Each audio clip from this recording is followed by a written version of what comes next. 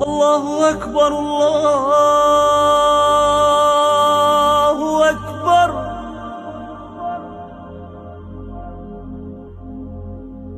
أشهد أن لا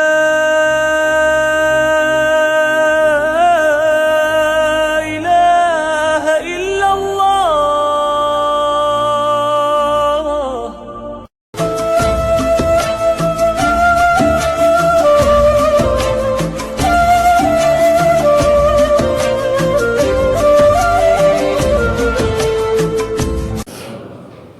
Innal hamdalillah nahmaduhu wa nasta'inuhu wa nastaghfiruh wa natubu ilaih wa na'udzubillahi min syururi anfusina wa sayyiati a'malina may yahdihillahu fala mudilla lahu wa may yudlil fala hadiyalah.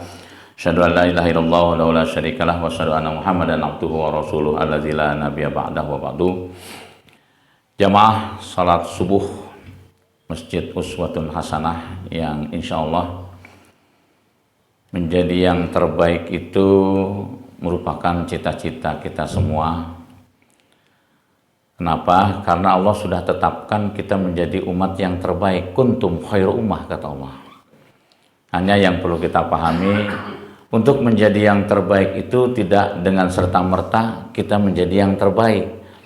Makanya Allah menggunakan kata khairun.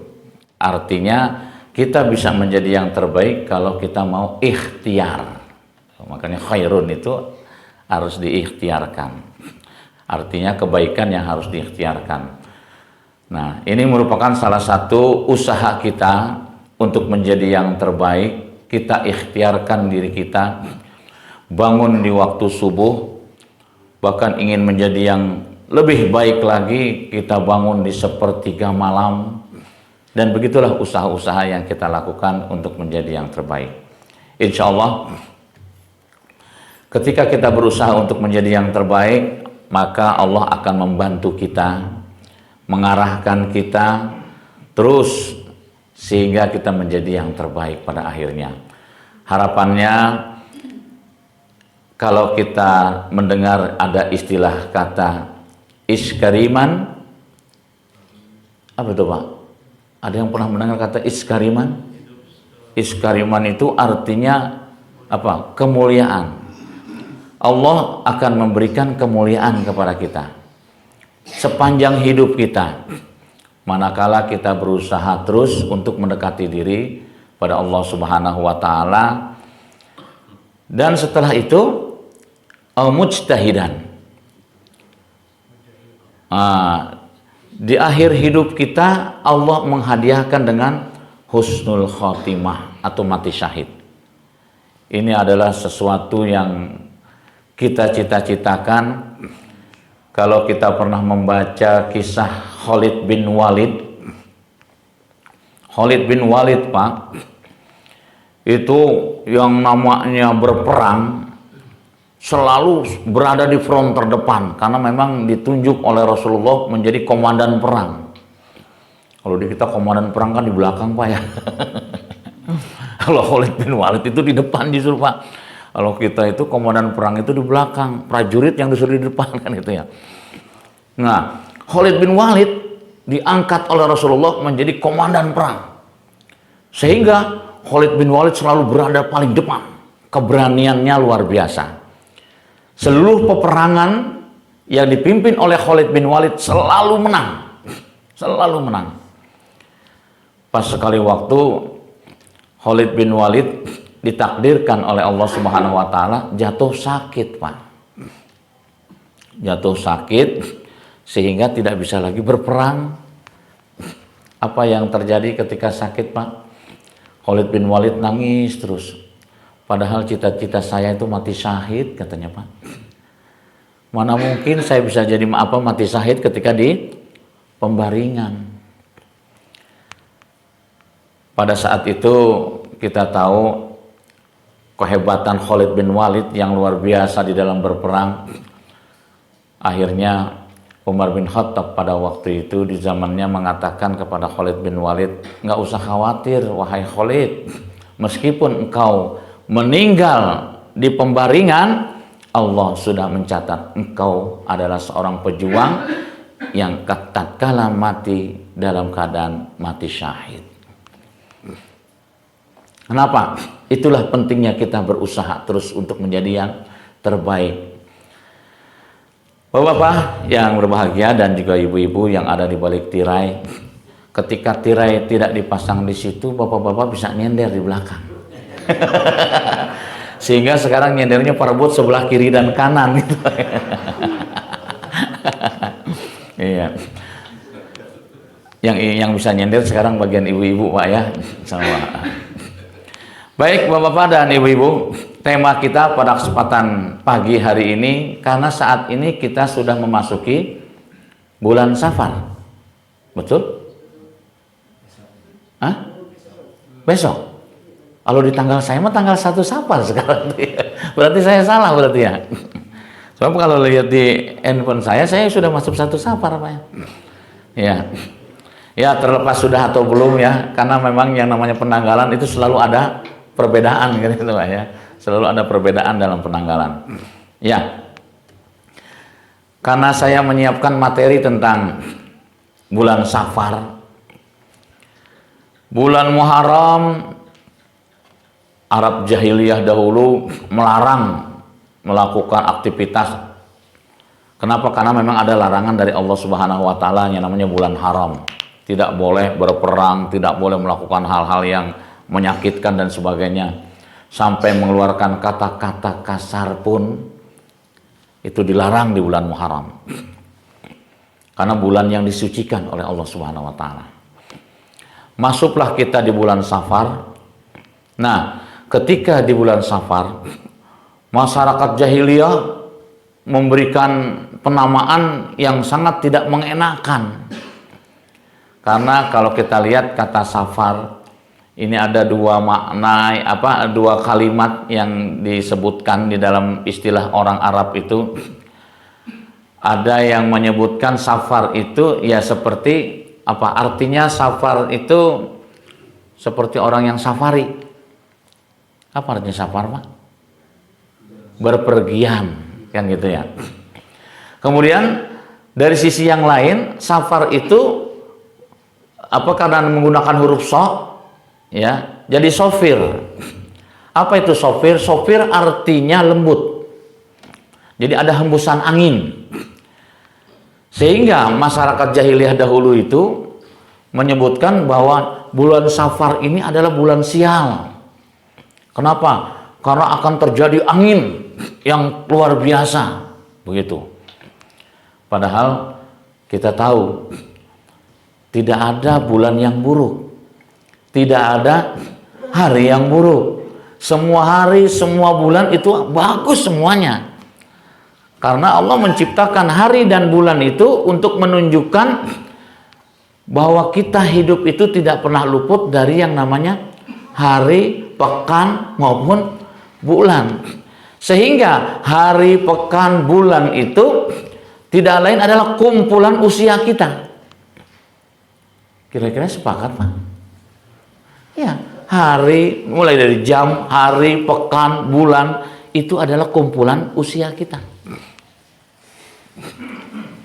Sekarang kita sudah usia berapa masing-masing berbeda satu dengan yang lain. Nah, ketika Islam hadir, dijelaskan oleh Rasulullah SAW bahwa kebiasaan orang-orang Arab jahiliyah terdahulu banyak mengklasifikasi tentang bulan, hari, pekan. Ini bulan baik, ini bulan buruk, ini hari baik, ini hari buruk. Nah, begitu Rasulullah hadir menjelaskan tentang kaidah-kaidah Islam, bahwa di dalam Islam semuanya itu adalah baik buat kita. Meskipun realitanya masih ada zaman kiwari, benar zaman kiwari itu pasti. Zaman sekarang itu masih ada orang yang berpendapat, nah kan gitu ya, jangan menikahkan di bulan Safar, nah kan gitu, bulan sial, kan itu masih ada ternyata gitu, ternyata masih ada. Saya tidak bisa membayangkan kalau Islam tidak hadir pada waktu itu, apa jadinya sekarang. Islam sudah hadir sejak dulu, memberikan penjelasan tentang hari itu semuanya adalah baik, bulan adalah baik, ternyata masih ada yang berpendapat seperti itu. Saya tidak bisa membayangkan. Semoga pemahaman ya kita bahwa Islam is the best. Bisa kita bayangkan Pak, masih ingat bulan yang lalu gitu kalau salah Pak ya, apa 2 bulan sebelumnya, seorang sosiolog dari Inggris, George Bernard Shaw, dia mengatakan Islam is the best. Bernard Shaw ini orang Inggris keturunan Yahudi, bukan Muslim Pak. Tapi kok berani-beranian ya mengatakan Islam is the best. Makanya tidak heran pada saat itu George Bernard Shaw itu dicaci maki oleh ilmuwan-ilmuwan di zamannya pada waktu itu. Kenapa Anda seorang keturunan Yahudi mengatakan Islam is the best?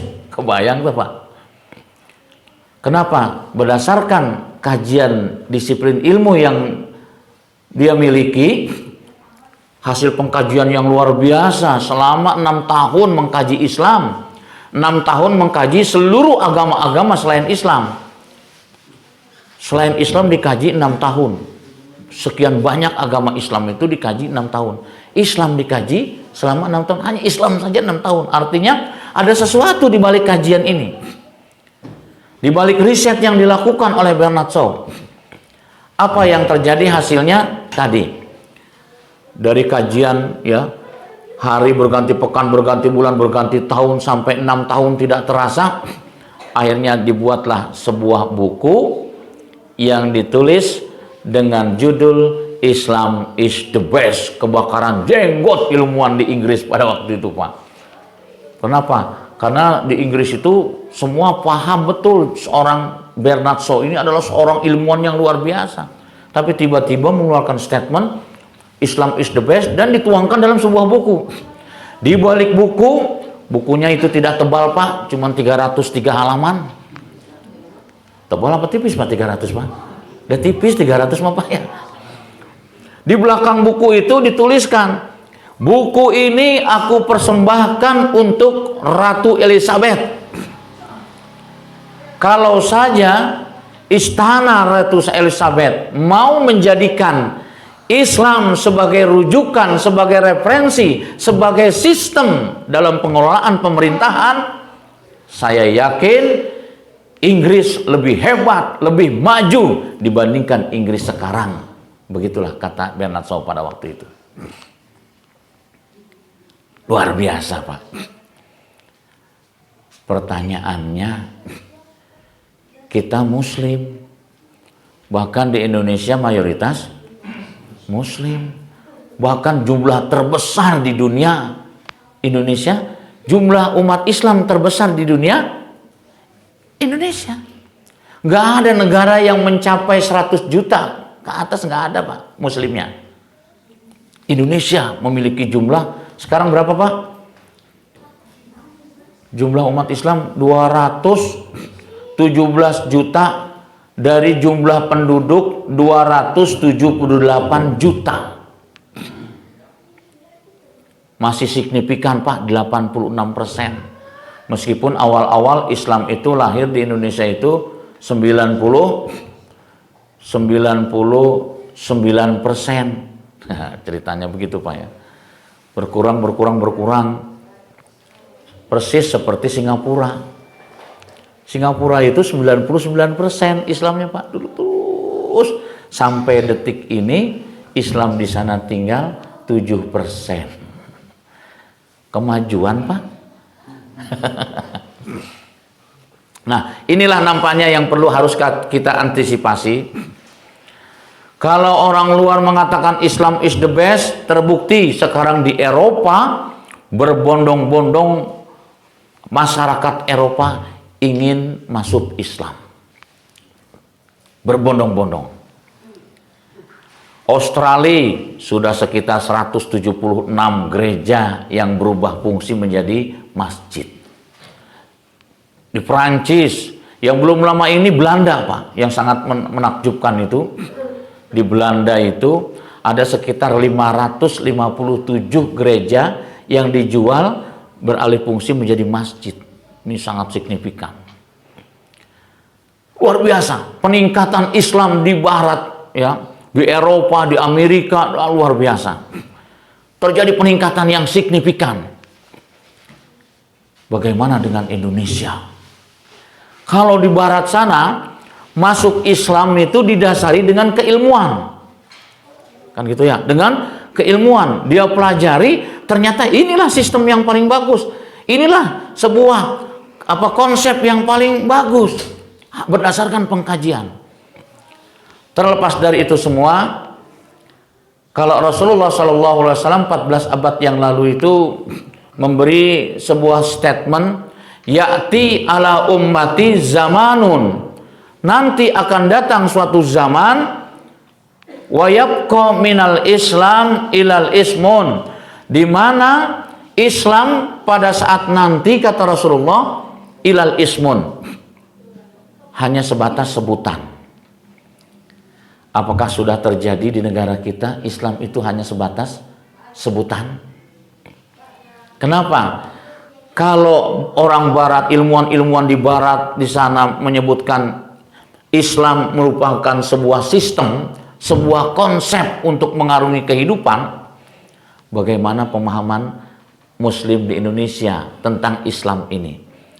Apakah seperti yang dikatakan oleh Rasulullah 14 abad yang lalu, ilal ismun, hanya sebatas sebutan. Islam itu hanya sebatas legal formal. Nah, kan ironis Pak ya, sampai pernah muncul di televisi itu ada filmnya, Islam legal formal. Betul Pak, ada filmnya Pak? Islam KTP. Ada sinetronnya Pak, Islam KTP, coba. Sampai ada yang membuat itu. Artinya apa? Paling tidak ketika ada sinetron yang menggambarkan Islam KTP, tentunya harus tersorot pada pribadi muslim masing-masing. Benar nggak? Islam yang ada atau melekat dalam diri kita ternyata tidak beda dengan Islam yang ada di KTP, hanya sebatas legal formal. Padahal kalau kita perhatikan, salah satunya saja misalnya konsep Islam dijelaskan oleh Allah Subhanahu wa taala dalam surat 9 ayat 105. Gimana Pak bunyinya Pak? Ini kebetulan untuk hari ini BKM menyediakan hadiah umroh yang bisa membacakan surat 9 ayat 105. Betul? Pak Rosid, Pak Hasan, hadiah umroh? Serius Pak, 10 orang disiapkan hadiah umroh untuk hari ini. Kumpulnya di Jeddah Pak. Kumpulnya di Jeddah Pak ya. Sama aja bohong, wire kumpul di Jeddah Pak. Nah, dalam surat 9 ayat 105, ini kalau Bapak mau buatkan kaligrafinya yang bagus. Seperti masjid ini ada kaligrafi kiri kanan nih Pak, menjelaskan tentang sholatnya. Kalau di sini inna sholata tanha anil fahsya iwal munkar. Kalau yang sebelah kanan inna sholata kanat alal mu'minina kitaban mauquta. Secara tidak langsung ketika kita masuk masjid, lihat di sini Pak. Sebelah kanan mengingatkan kita bahwa sholat yang kita lakukan itu harus bisa mencegah perbuatan keji dan munkar. Begitu Pak, begitu kita lihatin, oh berarti sholat saya harus bisa mencegah perbuatan keji dan munkar. Kan begitu. Kalau sebelah sini, nah ternyata sholat yang bagus itu kalau dilakukan tepat pada waktunya. Di awal waktu. Ayul a'mal, kata Rasulullah menginterpretasikan ayat ini, ayul a'mal as-salati fi waqtiha. Bahwa amal yang paling sempurna, amal yang paling bagus itu apabila dilakukan atau dikerjakan pada waktunya. Amal apa saja Pak? Yaitu sholat dikerjakan pada waktunya adalah sholat yang is the best. Kerjaan apapun kalau kita lakukan sesuai dengan waktunya, pekerjaan yang is the best. Persoalan yang kita hadapi sekarang itu, Saya ambil contoh saja Pak, pengalaman dulu waktu masih di perusahaan. Ada di sini juga tuh orang PTDI. Ya, gimana Pak ya? Ketika pekerjaan, waktu itu lupa saya Filipina atau apa yang Brunei gitu, pesan pesawat Puma, ternyata tidak sesuai dengan waktunya Pak. Apa yang terjadi? Beli satu jadi dapat dua Pak. Karena nggak sesuai, kenapa di penalti? Iya, dan begitulah sebuah konsekuensi. Nah kita juga begitu Pak. Ibu-ibu ada yang pesan kue, saya pesan kue ya, bisa diambil besok. Misalnya pesannya besok jam 7 pagi, bisa. Ternyata jam 7 belum selesai. Wayahna ibu kudu nambahan tak?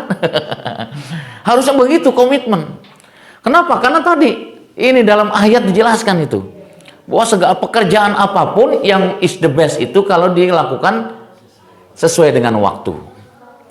Nah, begitu juga sholat sebagai dial indikator terhadap amal-amal kita yang lain. Nah, dalam surat 9 ayat 105 ini Allah Subhanahu wa taala mengingatkan kepada kita tentang apa Pak? Tentang hakikat manusia yang diciptakan oleh Allah Subhanahu wa taala sebagai makhluk non Pak. Tadi jawab kieu ya abi mah. Sebagai makhluk sosial Pak. Kita diciptakan oleh Allah Subhanahu wa taala sebagai makhluk sosial, makhluk yang beraktivitas. Ketika kita ditetapkan oleh Allah Subhanahu wa taala menjadi makhluk sosial, makhluk yang beraktivitas, kemudian kita mengambil peran kebalikan, tidak bersosialisasi, berarti bertentangan tuh. Sesuatu yang bertentangan berarti human error namanya, kan begitu Pak ya? Ya, yang bertentangan itu disebutnya human error. Maka kata Allah Subhanahu wa taala dalam surat 9 ayat 105 ini adalah wa quli malu fasayarallah. Beraktivitaslah kalian, beraktivitaslah kalian. Wa quli malu, i'malu kata Allah Subhanahu wa taala. Bergeraklah kalian, bergeraklah kalian. Makanya Allah paling tidak suka Pak melihat orang yang senangnya berleha-leha. You know berleha-leha? Santai-santai, santai weh hidup mah cenah. Enggak, Allah paling enggak suka Pak. Coba ayat yang Bapak sudah hafal atau Ibu sudah hafal. Faiza farokta. Gimana Pak? Fansop. Apabila kalian sudah selesai mengerjakan pekerjaan atau melakukan aktivitas, fansop, maka kerjakan lagi berikutnya. Bayangkan coba, itu ayat yang sudah kita hafal Pak. Faiza farokta fansop.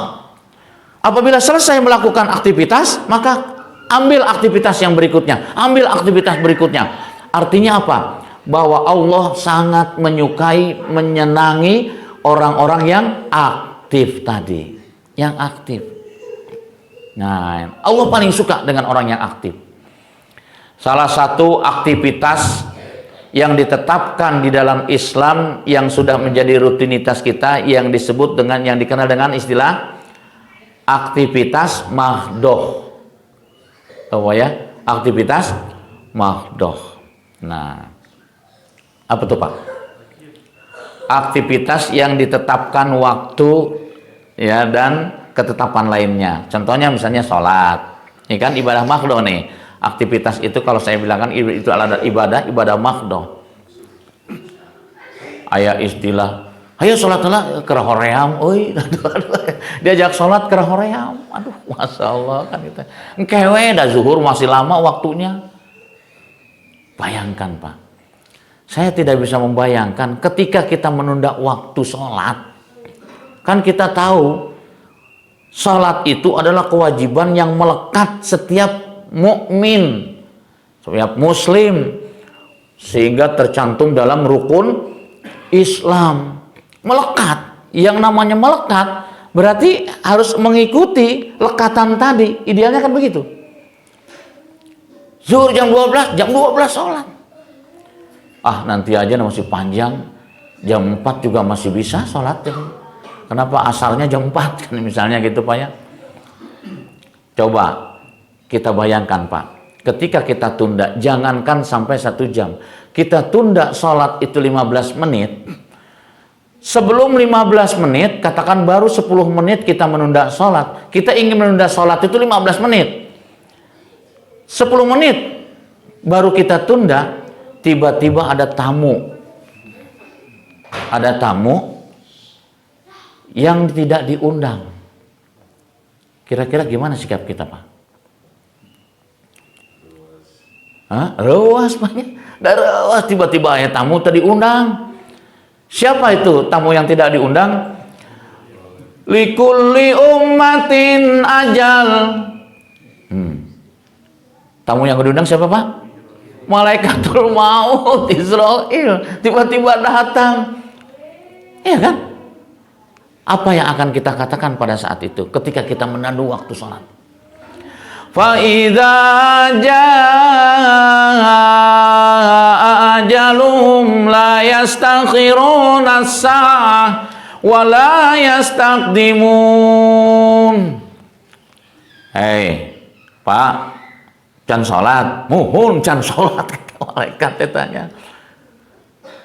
Kehelanya mau nyabut nyawa, abdi pada sholat heula. Kira-kira bisa begitu nggak Pak? Tuh bisa, Pak, nggak bisa. Malaikat, nanti dulu, saya belum sholat. Saya pengen nunda waktu sholat itu 15 menit. Tiba-tiba kok engkau sudah datang 10 menit.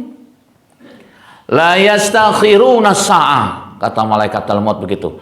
Aku tidak punya wewenang untuk menundanya. Kebayang nggak? Kenapa?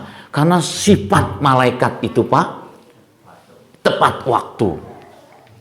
Jam, detik itu usia kita sudah harus sampai, nggak bisa ditunda walaupun kalimatnya di dalam Al-Quran itu gimana?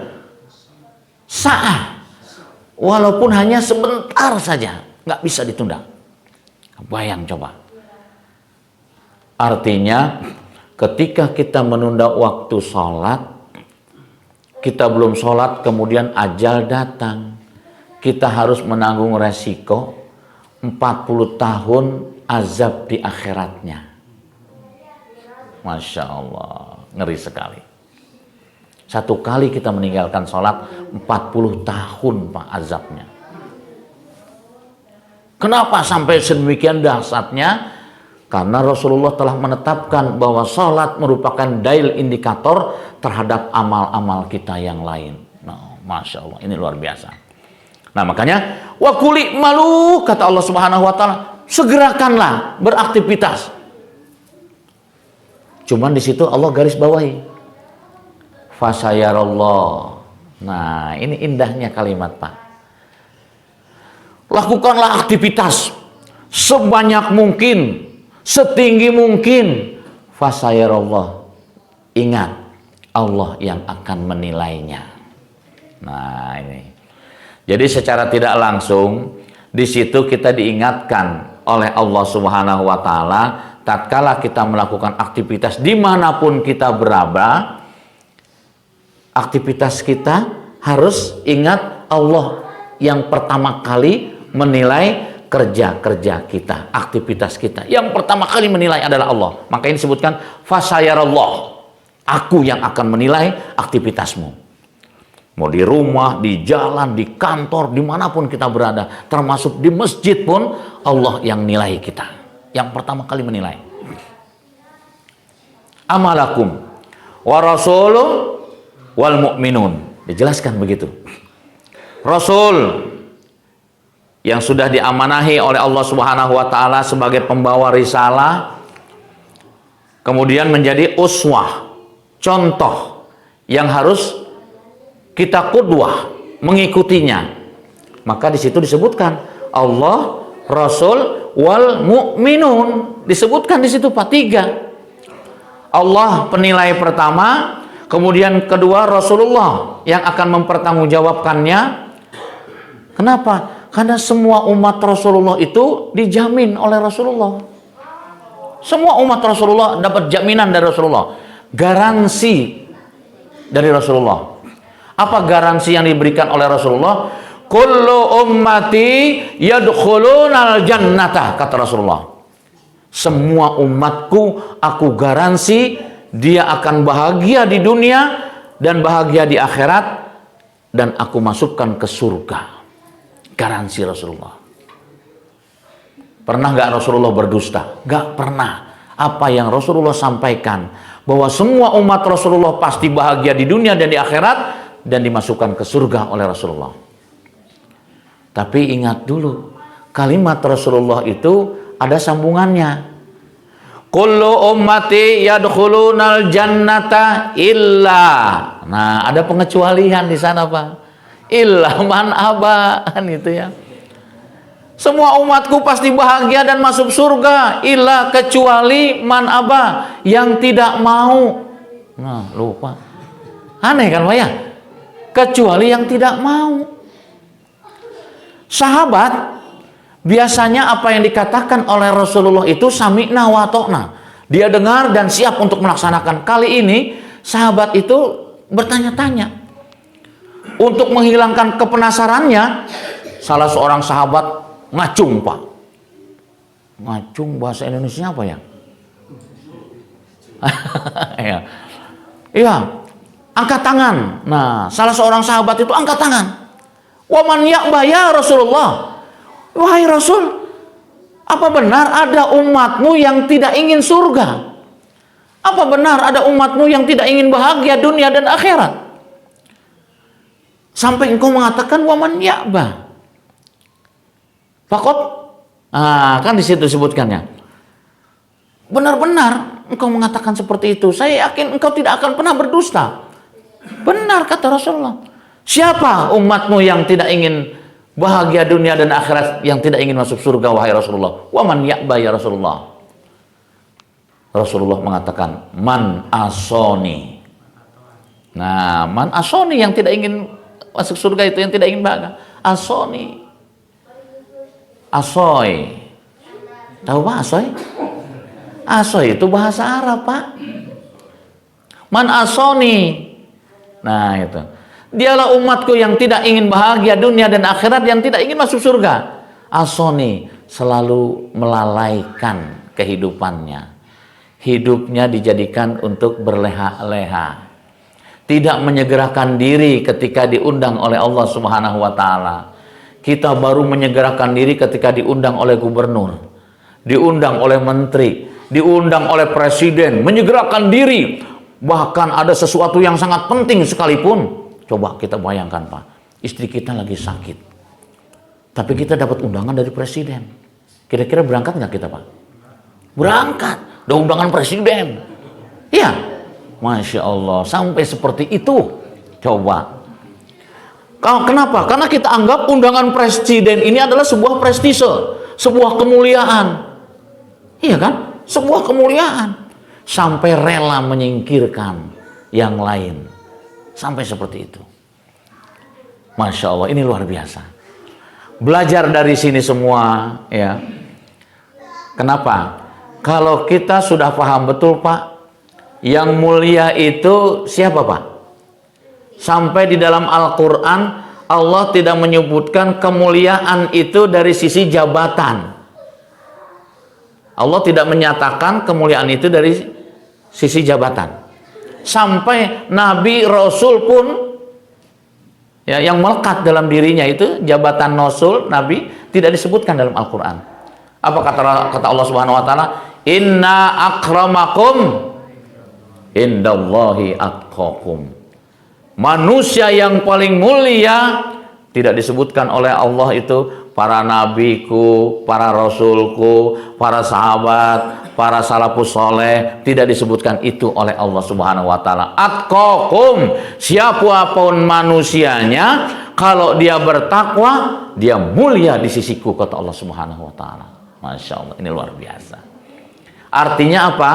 Ayat itu mengisyaratkan ayat di mana Allah tidak diskriminatif. Betul, Pak ya? Allah tidak diskriminatif, tidak pandang pandang bulu. Allah tidak begitu. Siapapun manusianya, hatta dia seorang budak sekalipun, boleh jadi budak lebih mulia dibandingkan dengan seorang raja, seorang presiden. Contohnya Bilal bin Rabah. Bilal adalah seorang budak, tapi kedudukannya di surga itu dekat dengan Rasulullah. Orang macan tentu banyak. Iya, belum tentu kita. Padahal kalau kita lihat status sosial kita ini lebih mulia dibandingkan dengan seorang budak. Tapi kenyataannya Allah sudah menetapkan surganya Bilal bin Rabah, seorang budak, itu dekat dengan Rasulullah SAW. Nah, ini pelajaran yang berharga buat kita. Maka oleh karenanya, hadirin yang berbahagia, wa qul i'malu fasayarallahu amalakum wa rasul wal mu'minun. Nah, itu disebutkan oleh Allah Subhanahu wa taala. Jadi bergeraklah terus, bergerak. Jangan ada istilah kata berhenti. Fa iza faraqta fansab. Selesai, ambil lagi. Selesai, kerjakan lagi. Selesai, terus dan seterusnya. Teringat saya ketika Imam Hambali mengundang Imam Syafi'i ke rumahnya. Kenapa? Karena anaknya atau putranya Imam Hambali itu dapat informasi bahwa Imam Syafi'i itu nggak pernah tidur katanya, Pak. Dapat informasi nggak pernah tidur. Mau dibuktikan, diundanglah Imam Syafi'i ke rumah Imam Hambali. Diundang, ada bahasan, ada 41 masalah yang harus diselesaikan. Bayang. Selesai, 40 masalah selesai, Pak, dibahas. Imam Hambali dengan Imam Syafi'i membahas masalah itu, 40 masalah selesai. Tinggal satu masalah yang belum selesai. Waktu sudah larut malam, sudah jam 12, maka Imam Hambali mempersilahkan Imam Syafi'i untuk istirahat. Kita istirahat. Kenapa? Karena ada bagian tubuh kita yang harus kita berikan. Istirahat. Istirahat. Begitu istirahat, kalau para ulama, para salafus soleh itu sudah terbiasa, Pak. Meskipun tidur jam 12, jam 2, jam 3 bangun, Pak. Beda jam orang. Tidur jam 8, tetap aja bangun. Ini bedanya nih kita. Ya. Para salafus soleh itu udah terbiasa mau tidur jam berapapun, pokoknya jam 2 bangun atau jam 3 paling telat itu bangun. Pak Habibie saja tidurnya cuma 2 jam, Pak. Nah, sampai seperti itu. Nah, apa yang terjadi? Begitu jam 3, masing-masing melaksanakan ibadah sholat malamnya, selesai menjelang sholat subuh, setelah sholat subuh, duduklah kembali. Satu persoalan ini cukup berat, kita selesaikan. Begitu numpul, anaknya mendengar langsung di situ, apa kata Imam Syafi'i? Alhamdulillah, saya sudah menemukan solusinya. Tuh kan betul, berarti Imam Syafi'i nggak tidur. Bayang tuh. Jadi satu masalah yang berat itu ternyata selesai begitu kita anggap tidur, kan gitu, Pak ya. Dan begitulah karakteristik Imam Asy-Syafi'i. Ketika ada masalah, dia tidak bisa berleha-leha, dia harus selesaikan masalah itu. Sampai seperti itu. Ini luar biasa. Maka oleh karenanya, hadirin yang berbahagia, apa yang kita harus ambil ya dari tema pada kesempatan kali ini, terlepas dari perbedaan pendapat dari kalimat tadi, ada yang mengatakan safar itu kosong. Maksudnya apa? Kebiasaan masyarakat Arab, Pak, di bulan safar itu dia meninggalkan rumahnya. Makanya diartikan safar itu artinya kosong. Gitu. Berpergian, Pak. Makanya safar itu berpergian. Cuman ada yang mengartikan safar itu artinya kosong. Kenapa? Di bulan safar itu masyarakat Arab itu meninggalkan daerahnya, dia berpergian kemana saja. Alasannya apa? Tadi karena bulan Safar itu adalah bulan sial, makanya tidak boleh ada yang di daerahnya harus meninggalkan daerah. Begitu jahiliyahnya masyarakat Arab Saudi sampai seperti itu, memberikan pemahaman tentang bulan sampai seperti itu. Nah, makanya begitu Islam hadir, tidak ada lagi harusnya yang memahami konsep bulan sial, bulan tidak beruntung dan sebagainya. Semua itu akan kembali kepada diri kita masing-masing. Bagaimana kata Allah Subhanahu wa taala, "Wa may yattaqillah yaj'al lahu makhraja. Konsepnya kan sederhana. Makanya disebutkan di sana adalah takwa is solution. Bahwa takwa adalah solusi. Permasalahan apapun yang kita hadapi, ringan atau ini berarti suruk nih Pak. Waktu suruk nih Pak. Oh iya berarti udah masuk suruk Pak. Oh belum? Oh 10 menit. Ini bunyi apa Pak? Oh gitu. Oh ya. 10 menit lagi Pak ya. Ya. Nah, terlepas tadi semua. Maka bagi kita memahami hari-hari itu adalah semuanya baik. Jangan sampai ada yang mengutamakan hari. Nah, di kita ini suka ada yang mengutamakan hari. Hari baik itu hari apa Pak? Jumat katanya kan gitu ya. Hari Jumat adalah hari baik kan gitu. Sehingga orang sodakoh itu adalah sodakoh Jumat barokah kan gitu Pak ya. Ada hadisnya, ada dalilnya. Ada dalil. Tapi tidak juga kita mengutamakan itu. Kenapa? Karena setiap hari ya itu adalah hari-hari baik. Bagaimana kita memposisikan hari-hari itu. Makanya kata Allah, wa may yattaqillah yaj'al lahu makhraja. Ketika kita format diri kita menjadi hamba Allah yang takwa, maka semua jam, semua hari, semua pekan, semua bulan, sampai semua tahun adalah baik bagi orang-orang yang bertakwa. Kenapa kata Allah? Orang yang bertakwa itu selalu ada jalan keluar. Nggak ada istilah kata buntu orang yang bertakwa itu Pak. Makanya saya sering sampaikan bahwa negara kita ini punya banyak masalah. Padahal solusinya sudah diberikan oleh Allah Subhanahu wa taala. Wa may yattaqillah yaj'al lahu makhraja. Bertakwa kalian. Siapapun kita, dari mulai orang-orang yang diberikan kebijakan untuk mengelola negeri, bertakwa kepada Allah sehingga jadi solusi mengelola negeri, kan begitu. Terus sampai ke bawah, termasuk kita sebagai rakyat, bertakwalah kita kepada Allah Subhanahu wa taala sehingga kita ikut andil untuk menyingkirkan segala permasalahan-permasalahan yang ada di negeri kita. Tapi yang terjadi seperti orang mensikapi kasus kebakaran. Gimana Pak? Pernah saya sampaikan kalau nggak salah di sini? Masih ingat atau masih lupa? Nah, ini masalahnya. Yang jadi masalah itu masih lupa Pak. Ya. Orang mensikapi kebakaran beda-beda Pak ya. Beda-beda orang mensikapi kebakaran. Pertama, ada yang mensikapi kebakaran itu dengan lelap tidurnya. Sebelahnya kebakaran, dia asik aja tidur lelap. Digedor pintunya. Bangun, bangun. Rumah kamu sebelahnya udah kebakaran. Bangun, bangun. Nggak bangun Pak, lelap dengan tidur. Yang terdengar suara ngorok, nah ini dekurannya. Kira-kira orang ini akan terjadi apa Pak? Ketika rumahnya tersambar dengan api, maka orang ini akan ikut terbakar. Sikap orang menghadapi kebakaran yang pertama. Yang kedua, mendengar orang teriak di luar, kebakaran, kebakaran, dia bangun Pak. Lagi tidur bangun. Itu, wah benar kebakaran. Tapi apa yang dia bisa lakukan? Confused.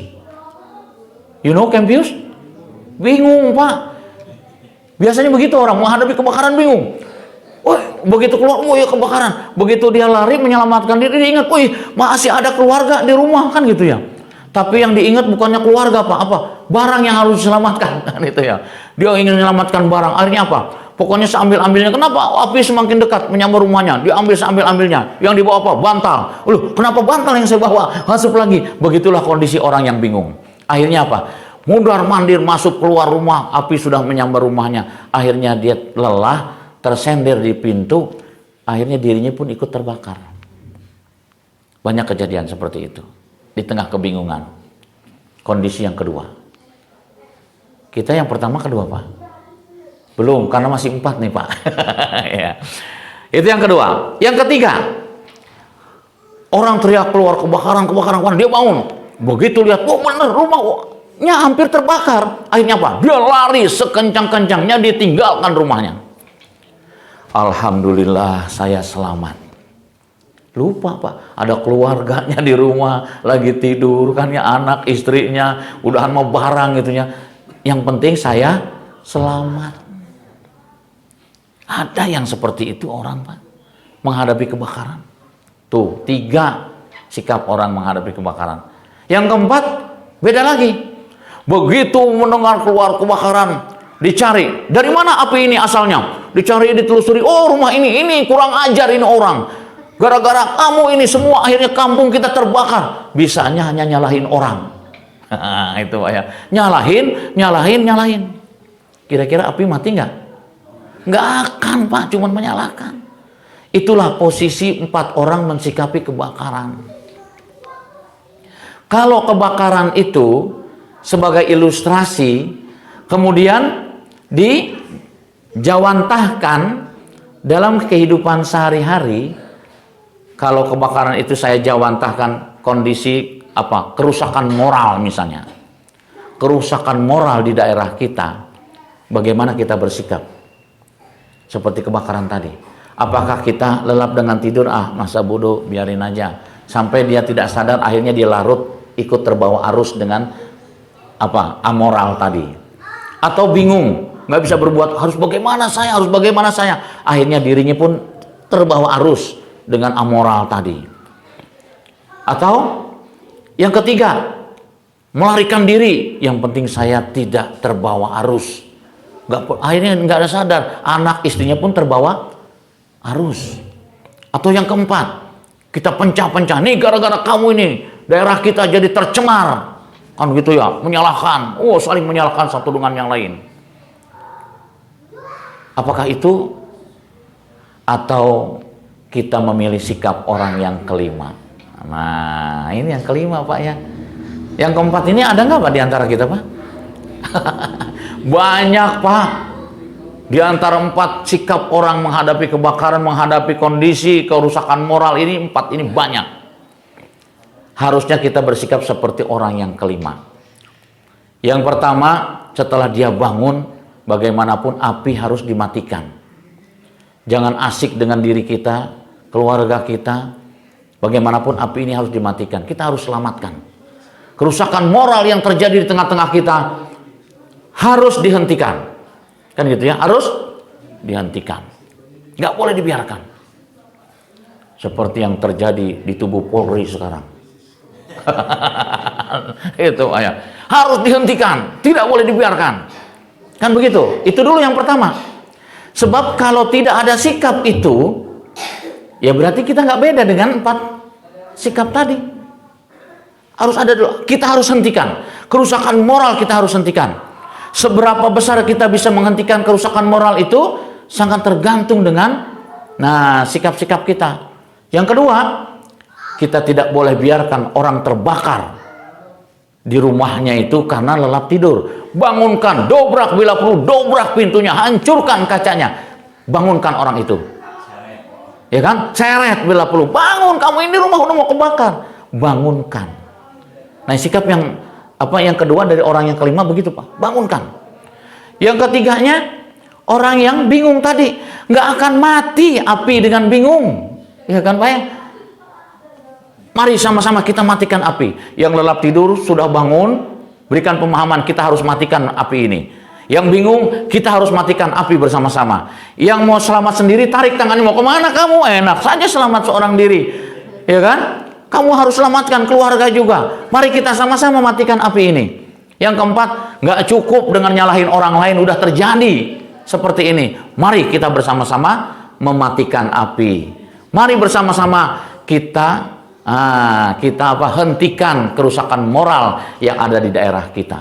Kan harusnya begitu Pak ya. Akhirnya apa? Kita bersama-sama. Adakah sikap orang yang kelima pada diri kita? Rasulullah menyampaikan dalam hadis yang singkat. Balighu anni walau ayat. Sampaikan olehmu meskipun hanya 1 ayat. Kerusakan moral, nggak mungkin kita seorang diri, harus bekerja sama. Disitulah kita bekerja sama untuk saling mengingatkan satu dengan yang lain untuk apa tadi? Meminimalisir minimal kerusakan moral di daerah kita masing-masing. Bekerja sama. Kalau ternyata kita diberikan kemampuan oleh Allah Subhanahu wa taala untuk menguasai wilayah kita, nah ini masuk ke hadis yang lain. Man ra'a munkaran falyughayyir biadi. Apabila kalian melihat suatu kemunkaran, maka cegahlah dengan tanganmu. Artinya dengan kekuasaan. Ya kan? Dengan kekuasaan bisa mencegah perbuatan. Kerusakan Polri itu di tangan Kapolri. Bisa nggak Kapolri itu mencegah kemungkaran semakin luas? Di situ. Secara menyeluruh Indonesia, mampukah presiden kita mencegah kerusakan moral di mana-mana atau kerusakan apapun yang ada di negeri ini? Kenapa? Karena kata Rasulullah, man ra'a munkaran falyughayyir biyadi, cegah dengan kekuasaan. Karena dengan kekuasaan itu bisa mencegah apapun. Ya. Fa ilam yastati, ternyata kita tidak punya kekuasaan apa-apa. Fa bilisani, lakukan apa? Ucapan, sampaikan, balighu anni walau ayah. Dan begitulah Rasulullah ajarkan kita. Fa ilam yastati, ternyata lisan pun keluh. Karena sudah dibuatkan undang-undang ITE. Keluh, lisan pun keluh, nggak bisa apa-apa. Fabi qalbi, camkan dalam hatimu bahwa kita tidak suka dengan kerusakan ini. Wazalika adaful iman, sikap yang mengembalikan ke hati kita adalah sikap iman yang paling rendah. Berarti masyarakat Indonesia secara umum ini rendah imannya. Wah, luar biasa, mafia itu ada di mana-mana. Sampai di Mekah pun ada mafia, Pak. Percaya nggak, Pak? Di Mekah ada mafia. Iya. Luar biasa, ada mafianya. Mau nyium ajar aswad itu harus ngikut mafia di sana, Pak ya. Yang disebut dengan apa? Joki. Iya. Salah seorang jamaah saya itu Kapolsek Garut, Pak, rumahnya di Cipendei.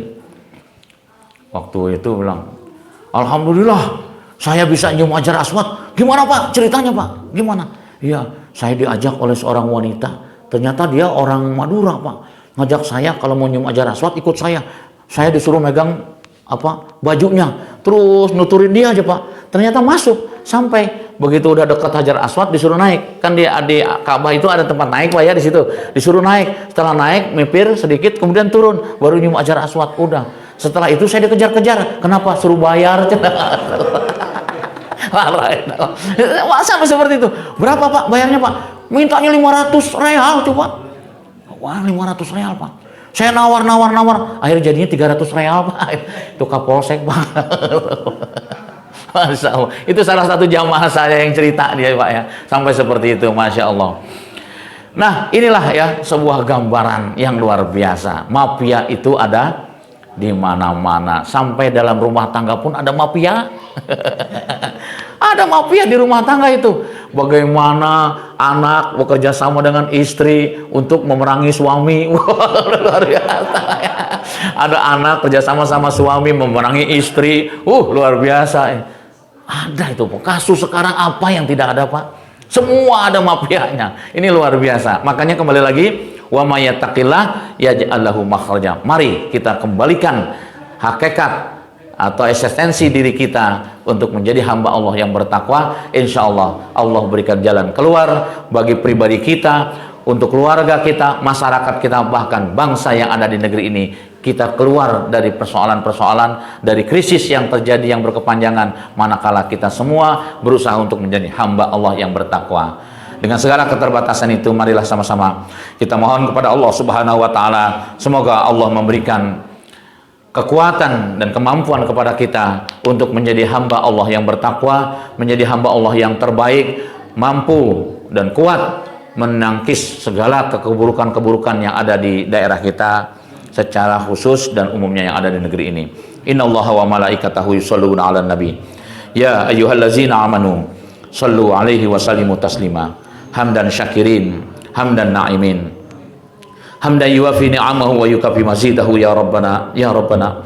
Ya Rabbana lakal hamdu wa lakas syukru kama yanbaghi li jalal karim wa azimi sultani. Allahumma inna nas'aluka ridhaka wal jannah wa na'udzubika min sakhatika wan nar. Ya mujibas sa'ilin ya rahman ya rahim.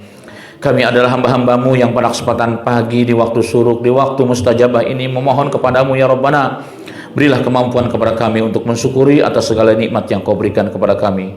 Berilah kekuatan, kemampuan kepada kami untuk menyingkirkan segala perbuatan maksiat ya Rabbana. Berilah kemampuan kepada kami untuk senantiasa selalu mentaati semua perintah-Mu ya Rabbana. Irhamna ya arhamar rahimin. Allahumma rabbighfir lil muslimina wal muslimat wal mu'minina wal mu'minat al-ahya'i minhum wal amwat birahmatika ya wahibal atiyat. Allahumma dufa'anna al-ghala wal waba wal zina wa zalazila wa bihan wa su'al fitan ma zahara minha wa ma batan an baladina haza khasatan wa an sairil baladil muslimin amatan ya rabbal alamin. Allahumma alif baina qulubihim wa aslih zata bainihim wansurhum ala aduwika wa aduwihim. Allahumma al'an kafarat ahlal kitab allazi yasudduna an sabilik wa yukazzibuna rusulak wa yuqatiluna awliya'ak. Allahumma khalib baina qalbihim wa zalzil aqdamahum wa anzil bihim ba'sakal ladzi la tarudduhu anil qaumil mujrimin. Allahumma ya Allah ya Rahman ya Rahim, jagalah kami, keluarga kami, masyarakat kami, bangsa yang ada di negeri ini dengan nilai-nilai Islam ya Rabbana.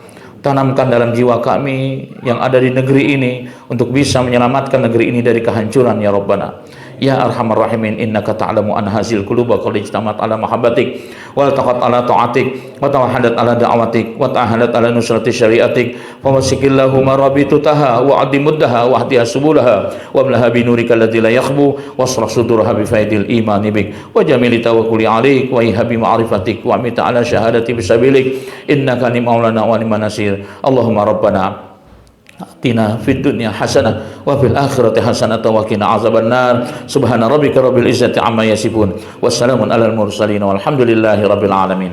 Aqulu qouli hadza wa astaghfirullahal azim li wa lakum. Assalamualaikum warahmatullahi wabarakatuh.